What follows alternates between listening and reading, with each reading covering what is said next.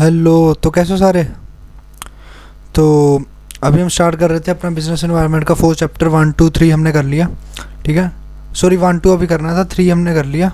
तो अभी fourth chapter है, एंटरप्रेन्योरशिप सारी ख़त्म हो गई है। तो चलो स्टार्ट करते हैं। Emerging trends in business. तो सबसे पहले आता है कि कौन से ऐसा वो है जिसमें स्पेशल राइट दिए जाते हैं मैन्युफैक्चरर के द्वारा और अ पेरेंट ऑर्गेनाइजेशन के द्वारा to another individual or firm to sell to the former product or service in a specialised given area. तो उसको हम कहते हैं फ्रेंचाइजिंग। ठीक है।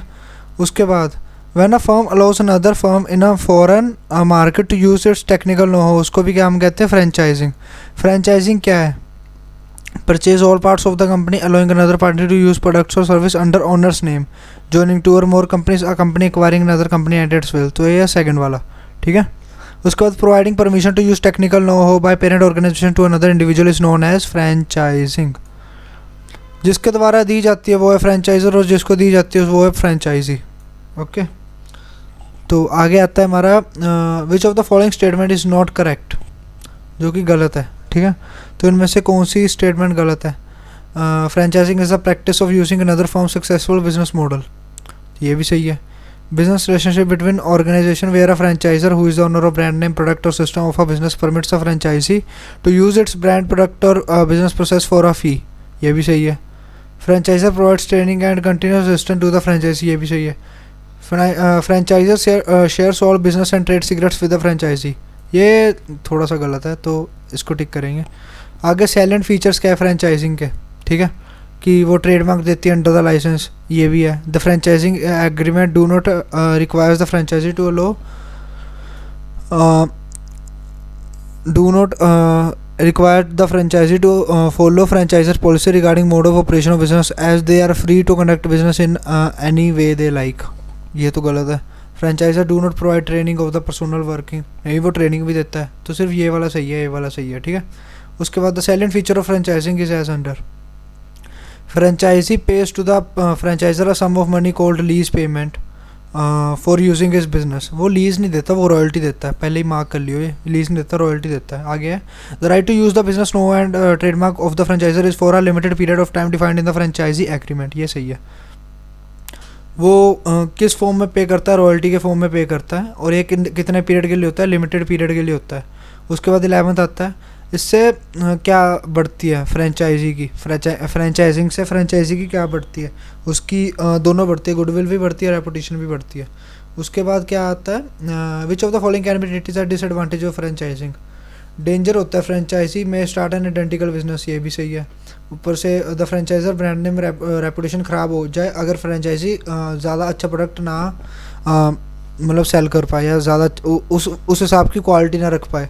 उसके बाद क्या पता वो सीक्रेट्स लीक करते। तो ये सारे के सारे डिसएडवांटेजेस हैं।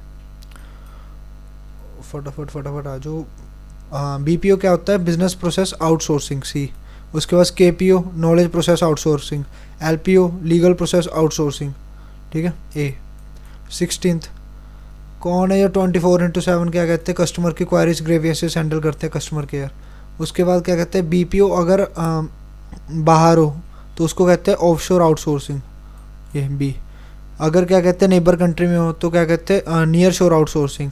The need for outsourcing rising between, जब हमें इकोनॉमी अचीव करनी हो, अच्छे रिजल्ट्स लेके आने और स्पेसिफिक परफॉर्मेंस रखनी हो, तो ऑल ऑफ द अबव। आगे आता है क्या कहते हैं? The need for outsourcing rises because हमें स्मूथ ऑपरेशन रखने हो, ये तो सही है। हमें पास डिक्रीजिंग पास लॉसेज, हमें लॉसेज कम करने हो, ये तो कोई ऐसा रीज़न बताया नहीं था। या हमें टैक्स एडवांटेज लेना हो, ये कोई रीज़न नहीं बताया था। तो सिर्फ फर्स्ट वाला ये, जब हमें ऑपरेशन स्मूथली कंडक्ट करने हो। एडवांटेजेस क्या है बीपीओ के? Effective use of supply chain partners, quick supply from the vendors, increase flexibility in resource management, increase speed of business processes. तो इसमें से कौन सा हो सकता है? पहले तो effective use of supply chain partners, क्या ये होगा? हाँ जी, ये है एडवांटेज। ठीक है। Quick supplies from the vendors, quick supplies, ये तो कोई बात बनी नहीं। फिर इंक्रीज फ्लेक्सिबिलिटी, फ्लेक्सिबिलिटी बढ़ती है रिसोर्स, ये भी सही है। आगे स्पीड बढ़ती है काम की, ये भी सही है। तो 1 3rd और 4th। उसके बाद क्या कहते हैं? कौन से मतलब ऐसा फॉर्म है जिसमें इलेक्ट्रॉनिकल ट्रांजेक्शन्स कंडक्ट होते हैं? E commerce. उसके बाद by e commerce we mean commerce which is based on the use of internet, ये नहीं commerce which is based on the transaction using computers connected by telecommunication, हम phone से भी कर सकते हैं। The commerce which is based on the use of internet. E commerce includes buying and selling of goods, information, services. तो हमारा आएगा तीनों, ऑल ये तीनों टिक। आगे B2B, B2C, C2B are the types of e commerce. B2C में commerce में क्या आएगा? Include services such as legal advice, means only shopping for physical goods, means only customer should approach customers to sell, means only customer should approach business to sell. ये C2C है, ये ये C2B है। ये तो C और B तो है ही नहीं, C और D तो है ही नहीं, सॉरी। अब बच्चे A और B। तो इसमें क्या कहते हैं, लीगल सर्विसेज वो नहीं बनता, इसमें बनता है means only shopping for physical goods, B2C, ठीक है, बिजनेस टू कस्टमर। बेनिफिट्स क्या है ई कॉमर्स के? ई कॉमर्स अनेबल करता है businessman to reach out to the customers at local market. इससे it reduce the cost of business transaction, it increases customer satisfaction. B और C ठीक है, ए वाले की बात नहीं बनी, क्योंकि e commerce enables business firms to reach out to customers at local market. सिर्फ लोकल मार्केट नहीं, वो वर्ल्ड वाइड मतलब रीच करता है, ठीक है। बेनिफिट्स क्या हैं ई कॉमर्स के? इससे काफ़ी ज़्यादा टाइम पैसा बचता है, इससे क्विक सप्लाईज होती हैं फ्रॉम द वेंडर्स, इससे क्या कहते हैं पूरा वर्ल्ड एक शॉप बन जाता है, ऑल ऑफ द अबव। उसके बाद customer can shop from home और ऑफिस, इससे क्विक रिस्पॉन्स और क्वेरीज सॉल्व होती हैं, और it is easier to launch new product, इसका भी ऑल ऑफ द अबव। एक सेकंड यहाँ से, हाँ जी। तो आगे डिसएडवांटेजेस, एक सेकंड थोड़ा जूम कर लूँ, हाँ जी।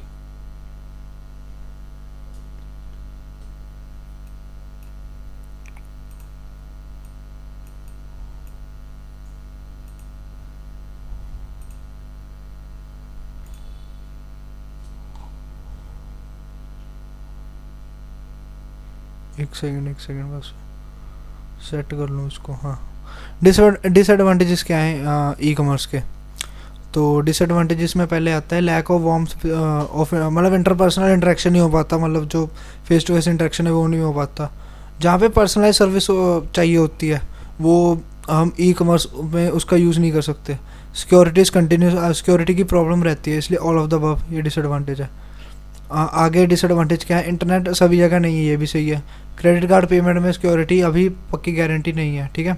Transactions are depersonalised, human contact is missing, ये भी सही है। Cyber laws are not in place, तो साइबर लॉस तो यार अपनी जगह पे ठीक है, ठीक है, इसलिए फर्स्ट सेकंड एंड थर्ड यही सही है।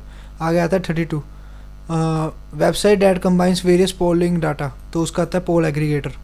उसके बाद which of the following organisation is accelerate the growth and success of entrepreneur companies through an array of business support resources and services that include physical space, capital etcetera. तो इसका आता है N incubator. तो उसके बाद है 34th, dash is a business model where business now instead of purchasing the land enter into a contract with land owner where they share a certain percentage of profit arising out of the business done on the land. मतलब वो खरीदने के बजाय क्या कहते हैं, उसके साथ ही 80-60 डाल लेता है ओनर के साथ, कि जितना हम इस पर बिजनेस करेंगे जो प्रॉफिट आएगा उसमें से हिस्सा। तो उसको क्या कहते हैं, उस मॉडल को asset light model, which is not a type of aggregator.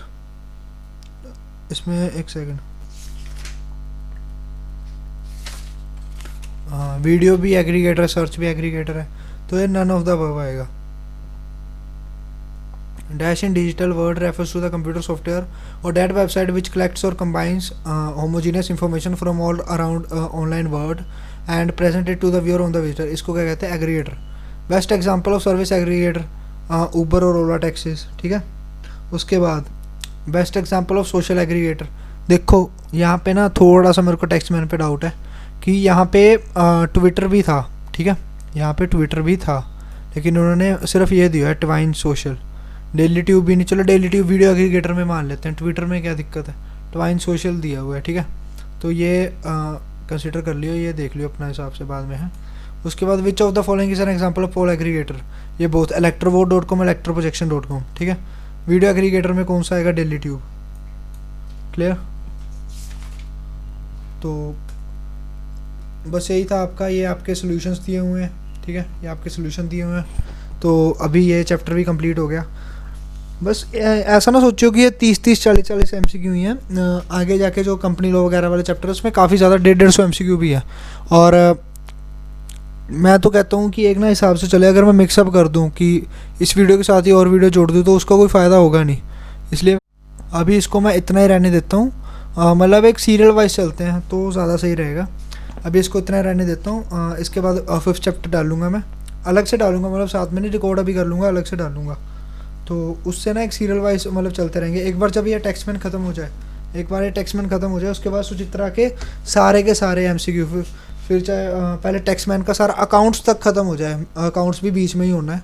तो मतलब साथ साथ में मैंने खुद भी सॉल्व नहीं किया सच्ची में, एक होता है ना सॉल्व कर लिया, मैंने खुद भी सॉल्व नहीं किया, साथ में करूँगा। जो नहीं निकला वो नहीं निकला, सभी का नहीं निकला, ठीक है। तो चलो ठीक है, थैंक यू यार, बस देखियो एक बार वीडियो ज़रूर देखियो ये, ठीक है, थैंक यू।